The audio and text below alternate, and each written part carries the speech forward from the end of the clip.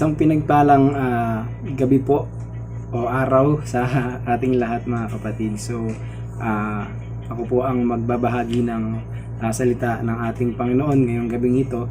And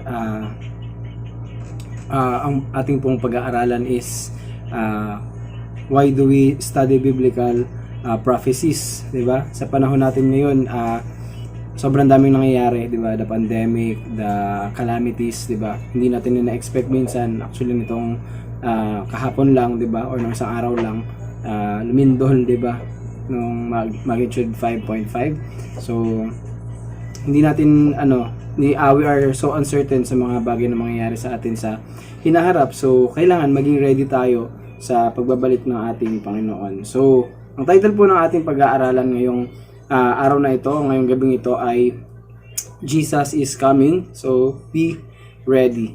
So before po tayo magsimula, tayo po muna ay manalangin. Hallelujah, aming Ama, banal na Diyos na makapangyarihan sa lahat, kami po ay lumalapit sa inyong harapan at nagpapalinis ng aming mga puso. Panginoon, anuman po ang aming mga mga bagay na nakakarumi sa amin, Panginoon Lord God, upang hindi maganap ang iyong mga salita sa aming buhay, ay winawaksin namin ito.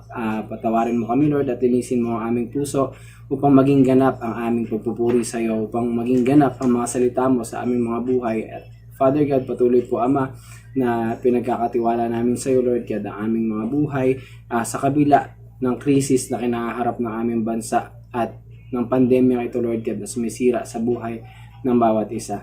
Sa iyo po namin ipinagkakatiwala ang lahat. Maraming salamat po sa pangalan ni Jesus. Amen. Alright. Okay, so balik po tayo sa ating pinag-uusapan. So, tulad po ng aking nabanggit kanina, parating na po ang ating Panginoon. So, Jesus is coming. We should be ready. And, syempre sa pagbabalik ng Lord, ano bang dapat nating gawin? Ano bang mga dapat nating actions? Diba? Kasi no one can prepare for you. Okay? Walang ibang magre-ready para sa sarili mo kundi ikaw lang. Okay? So it is personal. Yung paghahanda na ginagawa natin is personal. Hindi ka pwedeng ipaghanda ng ibang tao. Okay? O hindi ka pwedeng ipaghanda ng church. Okay? Yung pagbabalik ng Panginoon, personal na preparasyon ang dapat mong gawin. Okay? So, yun po. Ayun, ang pinakamalaking question sa atin ngayong araw na ito is, am I really ready? Okay? Am I ready? Diba? So, to answer that question, na kung tayo ay handa na talaga, i-assess po natin ang ating mga sarili. Okay? So, i-assess po natin ang ating mga sarili. And of course, diba, malalaman mo na ikaw ay ready na, 'di ba, sa pagbabalik ng Lord if you are intimate with Jesus. So therefore, let us be intimate with Jesus. Okay? So 'yun po. So meron lang po akong 4 na points ngayong araw na ito, and hindi ko naman na po masyadong habaan ng aking salita, baka ma-bored kayo at mag-leave na kayo, mag-left na kayo sa ano na to, 'di ba? Sa stream na to. Okay. So number 1 po, in preparing for the coming of our Lord Jesus Christ, number 1, we should have a heartfelt devotion to Jesus. Okay? So heartfelt devotion to Jesus. Kailangan taus-puso. Okay? Taus-pusong tawag dito, devotion natin sa Lord, okay, sa Panginoong Hesus. Kailangan taus-puso yung ating commitment, okay, pagdating sa Kanya. So this is our intimacy with the Lord. Okay, kung gaano ba tayo kadikit, kung gaano ba tayo kalapit, kung gaano ba tayo nagsusumikap, 'di ba, na maging malapit para sa Kanya. So, the question with this is how is your relationship with Jesus? Okay? So, yun po yung pinakatanong sa atin. Malalaman natin na meron tayong heartfelt devotion with Jesus Christ when we assess ourselves, 'di ba? How is our relationship with Jesus Christ? So sabi po sa may John 14 verse 23, babasahin ko po sa inyo sa Tagalog. So sabi po dito, sumagot si Jesus at sinabi sa kanya, kung ang sino man ay umiibig sa akin, ay kanyang tutuparin ang aking salita, at siya ay iibigin ng aking Ama, at kami pasasa kaniya, at siya ay gagawin naming aming tahanan. Ayun, so 'di ba? Sabi doon, meron tayong assurance sa Lord. Okay? So meron po tayong assurance sa Lord kasi sabi doon, 'di ba? Kung sino man, okay, ay umiibig sa Kanya, 'di ba? Take note of that. Kung sino man ang umiibig sa Kanya, ay kanyang tutuparin ang kanyang mga salita. Okay? So meron tayong assurance. Diba? There will be peace and security sa ating buhay kapag ang presensya ng Panginoon ay nasa iyo. Okay po. So, ayun. Isa pa po. Hanapin po natin sabi po sa may Revelation chapter 3 verse 20. Hanapin ko lang po. Ayan. Ngayon po, buksan po natin ang ating mga Biblia sa Pahayag chapter 3 verse 20. At sinasabi po dito pala sa aking mobile phone. Ayan. So narito, ako'y nakatayo sa pintuan at tumutuktok. Kung ang sino man ay duminig ng aking tinig at magbukas ng pinto, ako'y papasok sa kanya at hahapong kasalo niya at siya'y kasalo ko. So ayun po, 'di ba? So ang Diyos po mismo ang lumalapit sa atin, 'di ba? Ang Diyos po mismo ang kumakatok sa ating mga puso, 'di ba? So syempre, 'di ba? Imaginein mo Diyos na 'yun, 'di ba? Tas siya yung lalapit sa iyo, siya yung magre-reach out sa iyo, 'di ba? Para kumatok sa buhay ng bawat isa sa atin. So, ano yung magiging response natin with regards to that, 'di ba? Since ang Lord ang kumakatok sa ating mga buhay, syempre, we should acknowledge Him as our Lord and Savior. Kasi yun naman yung pinaka 'di ba? Yun naman yung pinaka essence nito kung bakit natin ginagawa to, kung bakit tayo nagpe-prepare, kung bakit tayo nagre-ready para sa muling pagbabalik niya, kasi we should acknowledge Him as our Lord and Savior. So, kailangan alamin natin kung ano ba yung mga dapat nating gawin. Kasi hindi pwedeng mag-settle tayo sa kung ano lang yung meron tayo or sa kung ano lang yung nare-receive natin from other people or from the church, 'di ba? So, kailangan maging din tayo, maging handa tayo para sa ating mga sarili, 'di ba? Para sa pagbabalik ng Panginoon 'di ba? Alam natin sa sarili natin tayo ay handa at naghihintay sa kanyang pagbabalik. So, we should acknowledge Him as our Lord and Savior. So, yun po yung ating pinaka-response. Okay. So, number 2 is, yung pangalawang point po natin is, we should have humble confidence. Okay. So, magkaroon tayo ng humble confidence. Ano po ba ibig sabihin nun? So, kung paanong assured tayo sa salvation natin, gusto din ng Diyos Ama na tayo ay may confidence na we are ready of His coming. Okay? So, ibig sabihin po noon, 'di ba, while waiting sa Kanya or while preparing sa pagbabalik niya, kailangan confident tayo. Okay? So, kailangan maging tayo, tawag dito, yung, kumbaga, meron tayong kasabikan sa tawag dito, sa pagbabalik niya, na may ine-expect tayo. Okay? We are expecting kung yung pagbabalik ng ating Panginoon. So, meron dapat tayong humble confidence. So, kung paanong assured tayo sa salvation na meron tayo or sa kaligtasan na binigay sa atin ng Panginoon, gusto din ng Diyos na tayo ay mayroong confidence. Okay? So, kailangan, gusto din ng Diyos na kumpiyansa tayo na handa tayo sa kanyang pagbabalik. Okay? Pero in a humble way, hindi po yung, alam ko na mababalik si Lord, ganito, ganyan. Hindi po. Hindi po tayo magmamagaling in front of, 'di ba, or in front of other people na we know it all. Okay? Hindi po tayo ganon. Siyempre, ang Lord, di naman tayo tinuturuan na maging boastful. Di naman tayo tinuturuan maging mayabang. Ayun. So, basahin ko po dito sa may 2 Corinthians chapter 3 verse 4. And sabi po dito sa ikalawang Korinto chapter 3 verse 4, at ang gayong pagkakatiwala sa Diyos ay taglay namin sa pamamagitan ni Kristo. Ayan. And sabi din po sa John 10:28-29. So,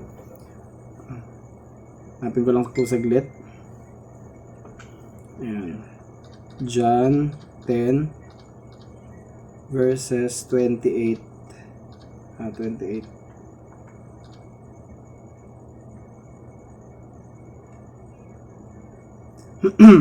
Ito po ang sabi sa Juan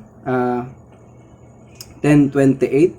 Ayan, at sila'y binibigyan ko ng walang hanggang buhay, at kailanmay hindi sila malilipol at hindi sila aagawin ng sino man sa aking kamay. And sabi po sa 29, ang aking Ama na sa kanila ay nagbigay sa akin ay lalong dakila kaysa lahat, at hindi sila maaagaw ni naman sa kamay ng Ama. So, we have the humble confidence na we rest assured that God is with us. 'Di ba? Na once na hinawakan tayo ng Panginoon, He will never let go of us.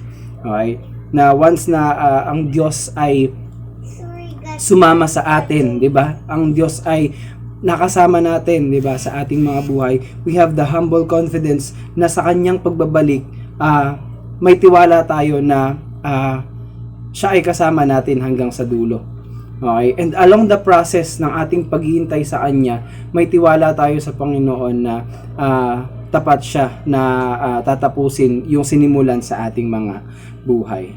Alright, so yung pangatlong bagay po, yung pangatlong point po na meron ako for this day is number 3 is we should have heart for others. Okay, so number 1, di ba, we have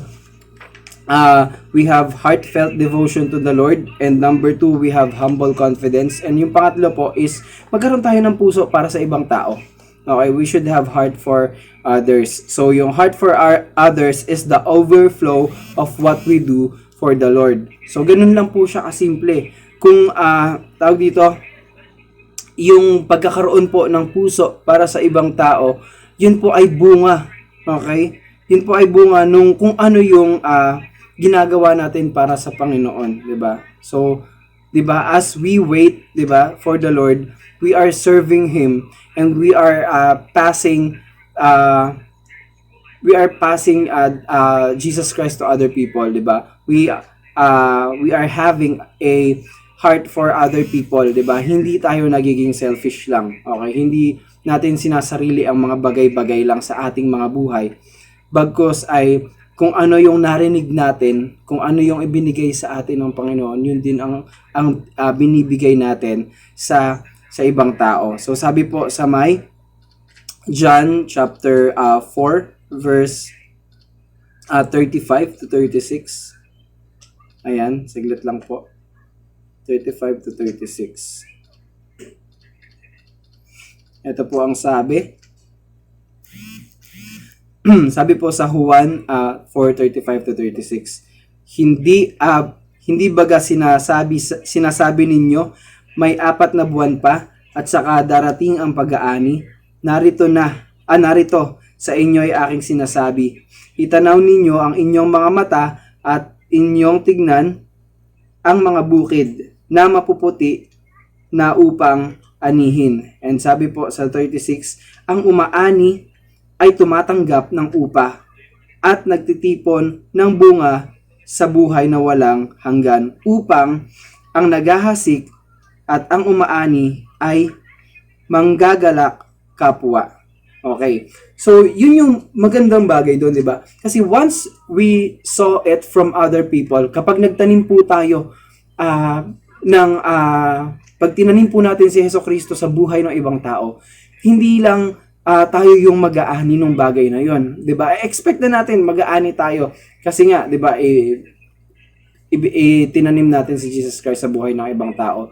So, wag tayong tumingin dun sa marireceive lang natin. Kasi merong pang ano yun tawag dito, meron siyang double portion.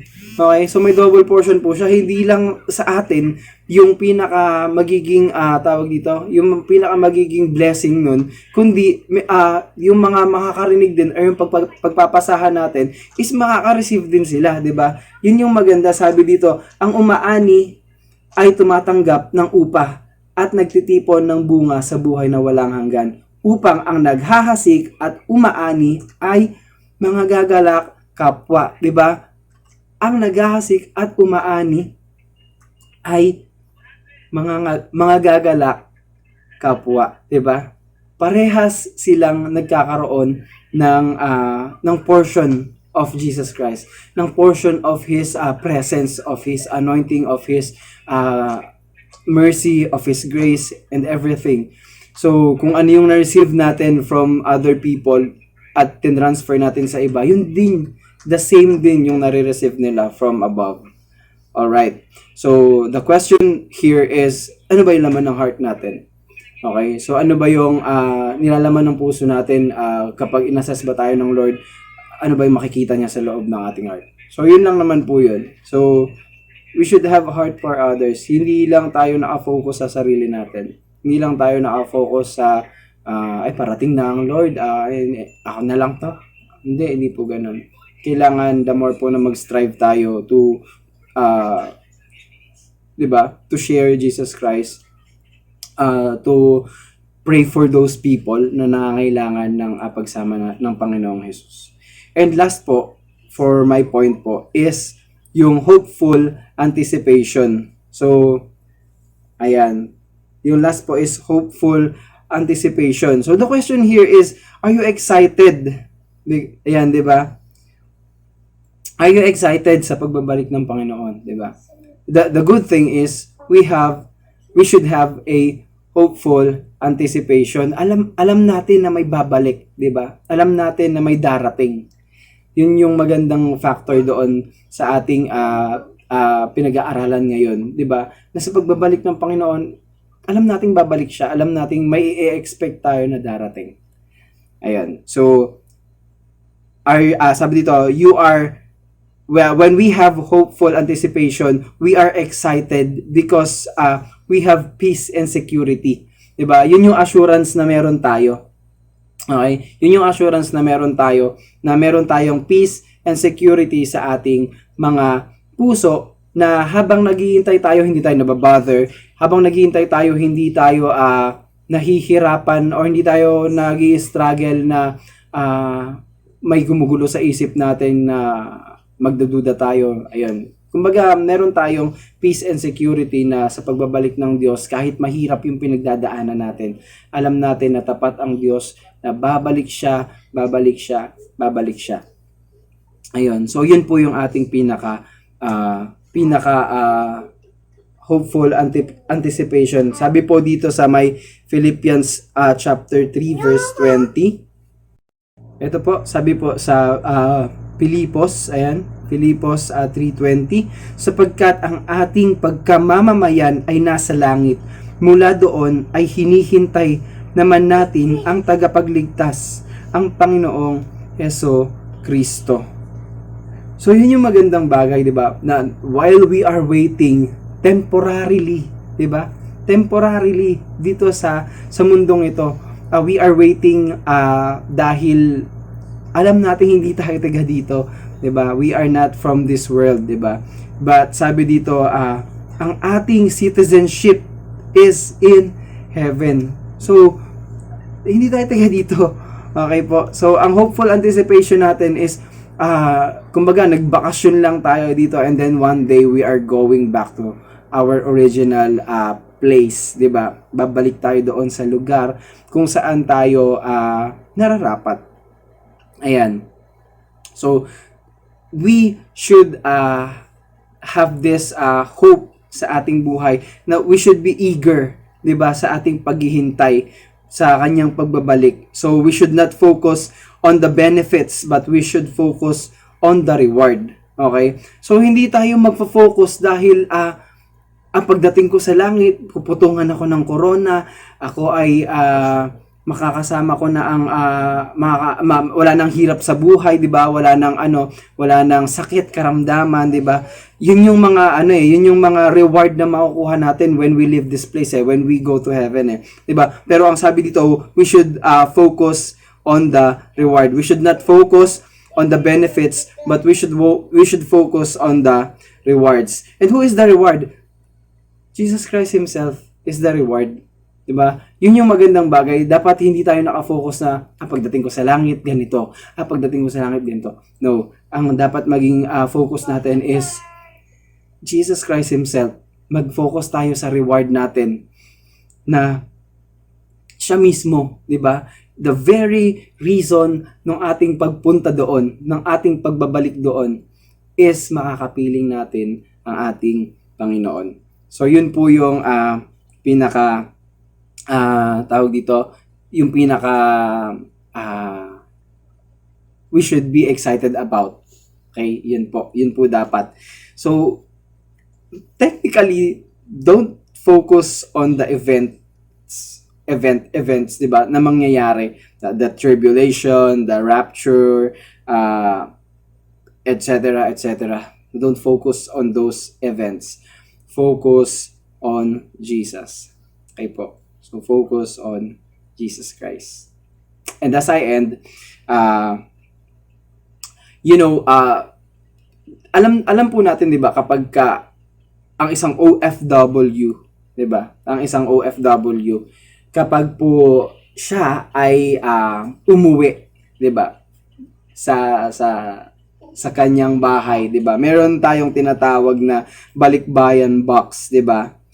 So, halimbawa, meron kang isang kamag-anak na OFW, tapos malayo siya sa'yo. 'Di ba? Malayo siya sa'yo. Excuse me po.